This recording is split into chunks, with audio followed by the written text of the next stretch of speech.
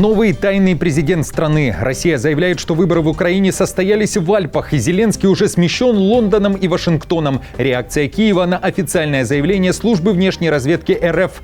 7 августа – последний день для Путина. Трамп заявил, что начал отсчет и назвал молчание Кремля на ультиматум позором. Как реагируют жители Киева и Москвы на решение республиканца? Услышим мнение людей. Переброска войск к границам с Белоруссией. Литва направляет оружие в небо, а Украина реагирует на откровенное заявление из Беларуси о подавлении ударного беспилотника над Минском. Детали. Сотни штурмов в сутки. РФ наступает. ВСУ заявляют о нехватке личного состава. В Германии же говорят, что на украинских мужчин на социале тратят слишком много евро. И их дальнейший путь – работа или окоп. Токаев после встречи с Эрдоганом заговорил о территориальной целостности Украины, а страны Центральной Азии вооружаются. В ход идут беспилотники. Астана в лидерах. Израиль обвиняют в геноциде и закрывают въезд в Европу министрам правительства Нетаньяху. Кто попал в бан? Досмотрите. Всем привет, это «Время Прядко». Коротко, четко и по делу о том, о чем говорят в мире. Если вам есть что сказать, делитесь своими мыслями и отвечайте на мои вопросы в комментариях. За лайк и подписку буду особенно благодарен. Время начать.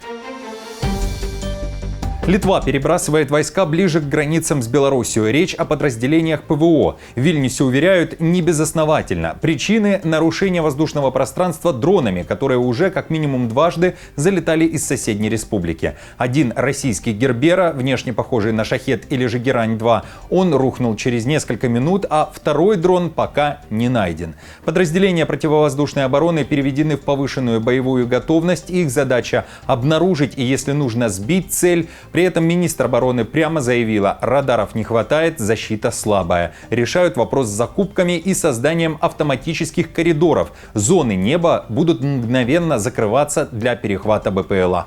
Мы создаем такую возможность, чтобы по инициативе командующего ВС определенные участки воздушного пространства могли быть немедленно и автоматически закрыты для проведения в них действий по нейтрализации. Причем это будет происходить очень быстро, автоматически. Именно в этом и будет заключаться изменение, что мы сможем иметь срез нашего воздушного пространства и автоматическую процедуру, когда определенные коридоры или определенные квадраты воздушного пространства будут закрываться. Накануне и в Минске сетовали на дрон, который долетел до столицы, но чей он, так пока и не сказали. Проводят расследование и уверяют, что БПЛА приземлили с помощью РЭП. Беспилотник был боевым. Изъяты фрагменты корпуса и крыльев БПЛА, двигатель, приборы навигации и боевая часть, снабженная тротилом и большим количеством поражающих элементов в виде металлических шариков. Украина также уже отреагировала на события в Беларуси и Литве. В ВСУ считают, что такое открытое заявление Минска о том, что дрон был подавлен над столицей, имеет свой смысл. Кроме того, в Киеве заявляют, что РФ может запускать дроны с территории Беларуси. Предлагаю послушать. Возможно, Лукашенко или кто-то из их военного командования решили показать, что и мы еще что-то можем. Что батька не просто абсолютная марионетка, а еще, возможно, может и ногой топнуть. И поэтому это так демонстративно сделано. Прекрасно они знают, что беспилотники пролетают через их территорию, что запускаются с их территории. Да, возможно, с российских военных баз, но с территории Беларуси. Напомню, что в сентябре 2024 года Лукашенко заявлял, что договорился с украинцами не подсвечивать в СМИ факты залета беспилотников и российских, и украинских в воздушное пространство Беларуси. Тогда он обосновал это тем, далее цитата, «потому что и те, и другие плохо управляют этими беспилотниками». Также он говорил, что работают системы радиоэлектронной борьбы, которые сбивают с курса беспилотники. Армия РФ штурмует позиции ВСУ, а о запредельной активности ВС РФ заявляет Генштаб ВСУ. Накануне в Киеве заявили, что на фронте произошло 172 столкновения с силами России, и треть из них только на одном направлении, на Покровском. В целом же россияне атакуют сразу на 12 направлениях, заявляет Украина. CNN при этом пишет, что украинская защита из рыболовных сетей против высокотехнологичной угрозы показывает, с какими трудностями сталкивается Киев во время летнего наступления России. России. В материале говорится, что украинской стороне приходится растягивать вблизи линии фронта целые купола из сетей, которые являются настоящим укрытием от российских дронов, часто прилетающих вглубь, на территорию, которую контролирует ВСУ. В материале также говорится о том, что вооруженные силы Украины сталкиваются с критической нехваткой личного состава. При этом немецкие политики хотят отменить пособия для военнообязанных украинцев. Об этом пишет Бильд. В партии Христианско-социальный союз подсчитали, что на таких мужчин уходит слишком много евро, а поэтому им надо либо работать, либо служить в Украине. Нужно положить конец получению гражданского пособия мужчинами-украинцами призывного возраста.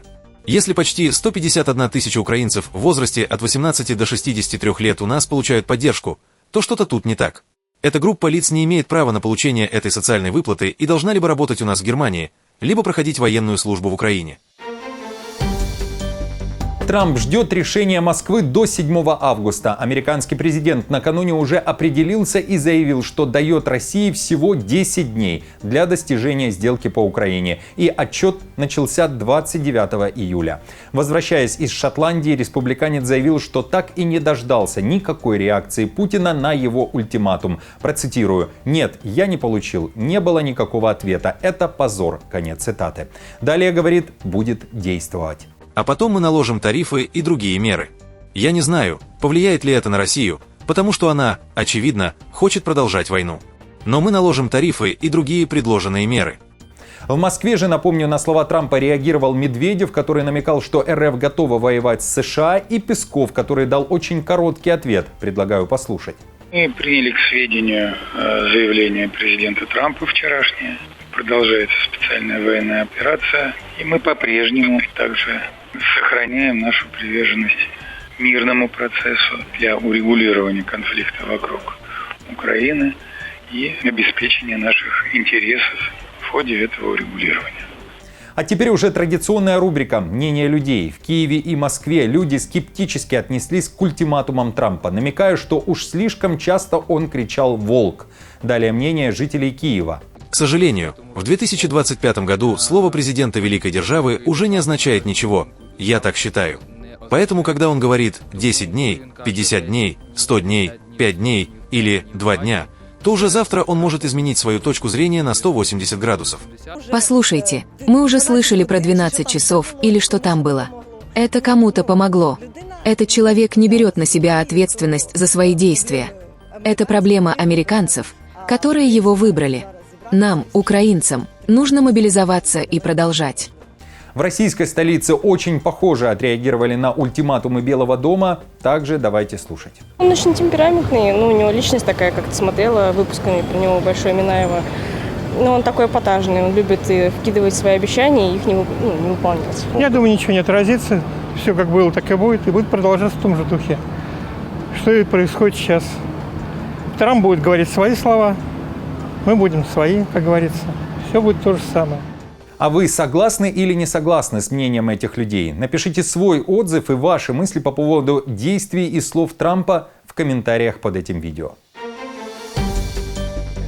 В Украине новый президент, и это не Зеленский. В этом уверяет служба внешней разведки России. Накануне на сайте Федеральной службы появилось сообщение о том, что выборы прошли без ведома украинцев. В ведомстве Нарышкина уверяют, что для выбора нового главы государства понадобилось всего несколько человек, которые прибыли на альпийский курорт и там решили судьбу Украины. В СВР говорят, что представители США и Великобритании организовали тайную встречу с участием главы Офиса президента Украины Ермака, главы украинской разведки Буданова, бывшего главкома ВСУ Залужного, и вскоре американцы и британцы заявили, что новый президент страны – это Залужный. Американцы и британцы сообщили о решении выдвинуть Залужного на пост президента Украины.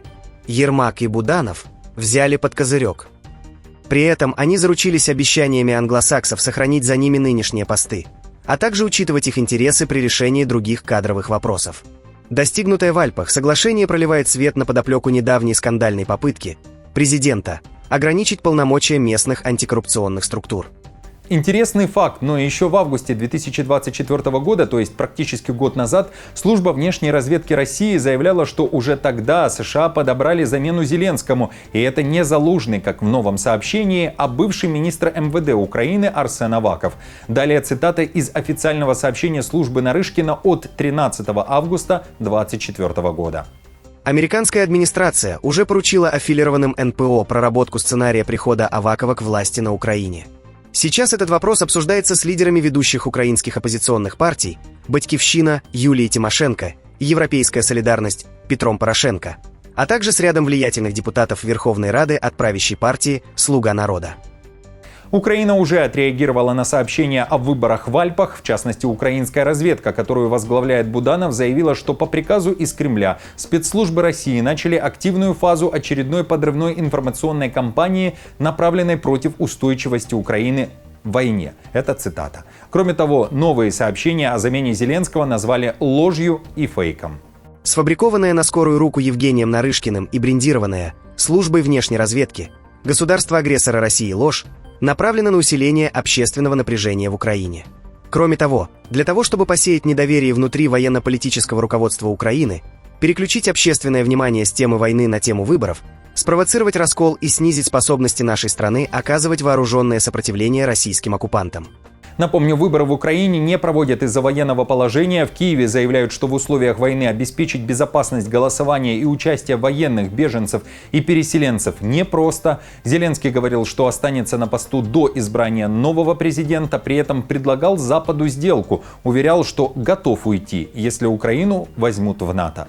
Что думаете о заявлениях разведок России и Украины? Напишите свое мнение в комментариях и, как всегда, попрошу вас поставить лайк этому видео, а также подписаться на канал, чтобы не потеряться. А я продолжаю.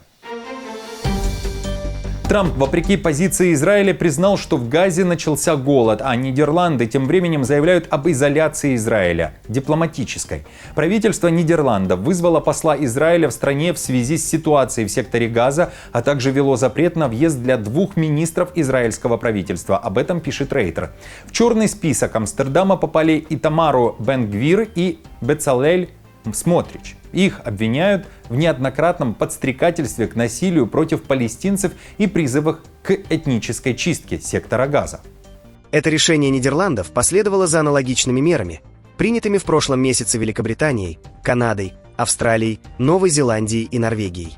Правительство также выразило поддержку рекомендации ЕС ограничить доступ Израиля к ведущей исследовательской программе финансирования и заявило, что будет настаивать на введении торговых санкций, если Израиль нарушит соглашение с Европейским Союзом о расширении поставок гуманитарной помощи. В то же время правозащитная организация Amnesty International вновь обвинила Израиль в геноциде жителей Газы. Громкое обвинение прозвучало накануне. Возвращаясь к голоду как оружию войны. Если он используется с намерением создать условия жизни, которые способны привести к полному или частичному физическому уничтожению группы, это является геноцидом. Вчера 2 израильские правозащитные организации представили отчеты, в которых пришли к такому же выводу. Организации Бцелем и Physicians for Human Rights из РИРЛ обвиняют свое правительство в совершении геноцида в Газе. Мы, Amnesty International, также пришли к выводу, что Израиль посредством своей военной тактики совершил и продолжает совершать геноцид против палестинцев в секторе Газа.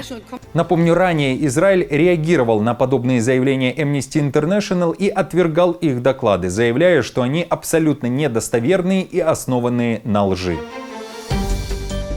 Астана и Анкара придерживаются общих позиций по вопросам глобального устойчивого развития и обеспечения безопасности. Такое заявление сделал президент Казахстана Токаев по итогам встречи и переговоров с Эрдоганом. Кроме того, Токаев поддержал инициативы Эрдогана по мирному завершению войны в Украине. А турецкий президент, я напомню, собирался организовать встречу Путина и Зеленского в Стамбуле. Кроме того, Токаев дал понять, что поддерживает территориальную целостность Украины.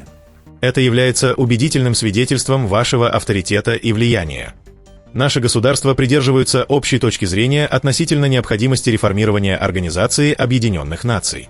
Казахстан отстаивает необходимость сохранения территориальной целостности всех стран. Казахстан и Турция продолжат эффективное сотрудничество на международной арене. На фоне глобальных конфликтов страны Центральной Азии вооружаются и стремительно осваивают технологии беспилотников, импортируя военные дроны и БПЛА двойного назначения из Турции, Китая, России и Ирана, а также запускают собственные сборочные линии совместно с иностранными партнерами. Об этом пишет радио «Азатык». По словам директора по анализу вопросов обороны и безопасности по Центральной Азии Майкла Хиллиарда, пока эта отрасль в регионе развита слабо. Крупное производство, несмотря на намерения, еще не начато нигде. Эксплуатируются в основном купленные в других странах БПЛА. По словам Майкла Хиллиарда, самый разнообразный парк сейчас у Казахстана.